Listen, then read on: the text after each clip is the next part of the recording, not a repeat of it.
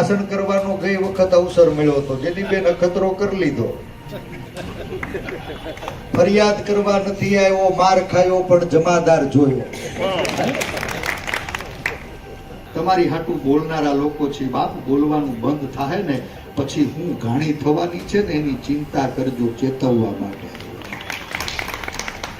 આ રાજભા હમણાં મને યાદ કરાવતા હતા, રાજભા યાદ કરાવતા હતા, ગમે અહીંયા ઈડી મોકલે, સીબીઆઈ મોકલે, ઇન્કમ ટેક્સ મોકલે. રાજભા આવું ક્યાંક થાય તો થોડીક આબરૂ વધે, કોક ઉસીના તો દે.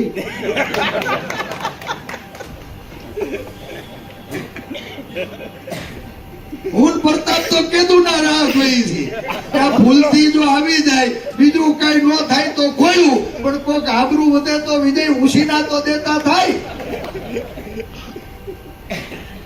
આ લડાઈ જેની જીતે એની લડાઈ નથી. હું અને પ્રતાપ દુધાત આજ વખત આંગળી પકડી અને બેન જેની ઠુમરને ભણેલી ગણેલી યુવાન મહિલા, ઉત્સાહી, અનુભવી અને રાજકીય ઘરમાં ઉછરેલી દીકરીને અમે આંગળી પકડીને મહુવાના પાદરમાં લાવ્યા છે. 19 મને ઠોકી નાખ્યો ને એ માફ, મને ઠોકી નાખ્યો એ માફ. પણ બે હાથ જોડીને કહું છું બાપ, આ દીકરીને લઈને આવ્યા છે, લોટકું મામેરું ભરજો, ઉણા નહીં ઉતરતા. હવે મારે બીજું કઈ નથી કહ્યું. 18-19 રાજભા મારા બાપુજીની ગેરહાજરી થઈ, ગાંધીનગર બેસણું રાખ્યું હતું. હજી લાઠીના રોડે ચીડો ચાવંડ નહોતો વીટો, ત્યાં ઓલો સોડાવીને ભાગી ગયો ની વઢિયારાનો ફોન આવ્યો, ભાઈ આફત આવી છે.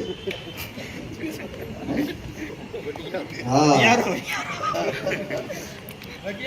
એનો ફોન આવ્યો કે ભાઈ આફત આવી છે, મહુવાની હોસ્પિટલો છલકાઈ રહી છે, મારા કોળી સમાજની કેટલી માવડિયું બેનું દીકરા, એની ઉપર પોલીસનો અત્યાચાર થયો છે.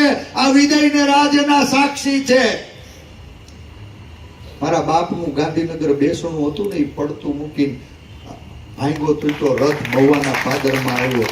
આ રાત્રે 12:30 હોસ્પિટલમાં ગયા ને તો હોસ્પિટલે લોહી લુહાણ કેટલી માવડિયું બેનું દીકરીયું, એની ચિંતા નહોતી કરતી. મને કહે કે ભાઈ તું અહીંયાથી જા, ઓલા તળાજા લઈ ગયા હતા ને, તળાજાના પોલીસ સ્ટેશનમાં અમારા કેટલાય દીકરાઓને લઈ ગયા.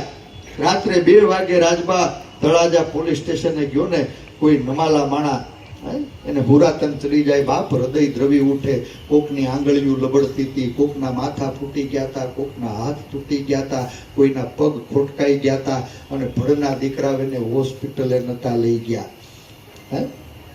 હોસ્પિટલે નતા લઈ ગયા. રાતે 2 વાગે તત્કાલીન ગૃહમંત્રી પ્રદીપસિંહને મેં ફોન કરીને કીધું, મારા મિત્ર છે, રાત્રે 2 વાગે પ્રદીપસિંહભાઈને કીધું તું, પ્રદીપસિંહ બાપના બેહણા હાટું નીકળ્યો હતો, પણ આજ તળાજાના પોલીસ સ્ટેશનમાં બેઠો છું અને તમારી અહંકારી સરકારે અમારી મા બેન દીકરીઓ કણસી રહી છે, માથેથી લોહીના ટીપા પડી રહ્યા છે, આંગળીઓ લટકી રહી છે, અને એને દવાખાને લઈ જવાની ખાનદાની હું આ ભાજપની સરકાર ચૂપ છે. રાજભા માફ કરજો, અમે ઘરના ગામડાના માણસો છીએ. જ્યાં સિંહ આટા ફેરા મારે ને એની વચ્ચે ઉછરા છે. સત્યની ભેગા રહ્યા છીએ, રહેવાના છીએ. અને આ લડાઈ છે ને એ તમારે નથી લડવાની. 2 હાથ જોડીને વિનંતી કરું, તમે શાંત રહો. આ લડાઈ જેની ઘરે દીકરીઓ જન્મતી હશે, ઉછરતી હશે ને, એવા બધાય દીકરીના બાપ કાલે લડવાની છે. બધી દીકરીઓના બાપ લડવાની છે. નહીં આ જવતલિયાઓ ઘણાય જીવે છે, ઘણાય. આ ગુજરાતનો દરેક વ્યક્તિ ભાઈ બનીને આ લડાઈને લડવાનો છે. તમારે લડવાની જરૂર નથી. હે શક્તિઓ, હે રણચંડીઓ, તમારે જોહર કરવાની જરૂર નથી. મહુવાના પાદરમાંથી 2 હાથ જોડીને મારી મા બેન દીકરીઓને વિનંતી કરું છું કે તમારો સંકલ્પ છે ને એ અમારું લોહી ઉકાળે છે બાપ. તમે શાંત રહો. માં અંબા, માં ભવાની, માં દુર્ગા, માં શક્તિ, માં ઉમા ખોડલ તમે જે સ્વાભિમાનની જીદ લીધી છે ને એ જીદને જીતાડવામાં મદદ કરશે, પણ બાપ જીદ પૂરી કરવા માટે જીવવું જરૂરી હોય છે. બેનો, અમારા બધાય ભાઈઓની ઉંમર તમને લાગી જાય, શાંતિ રાખજો. આ લડાઈ અમરેલી સંસદીય મત વિસ્તારની છે. આ જેની બેનના બાપાને હું બહુ બાંધ્યા.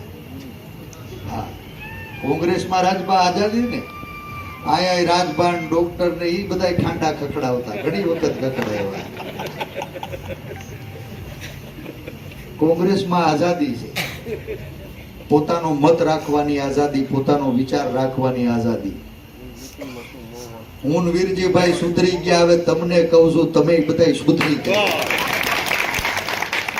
આ લડાઈ આપણી નથી, આપણી પેઢીના અસ્તિત્વની લડાઈ છે.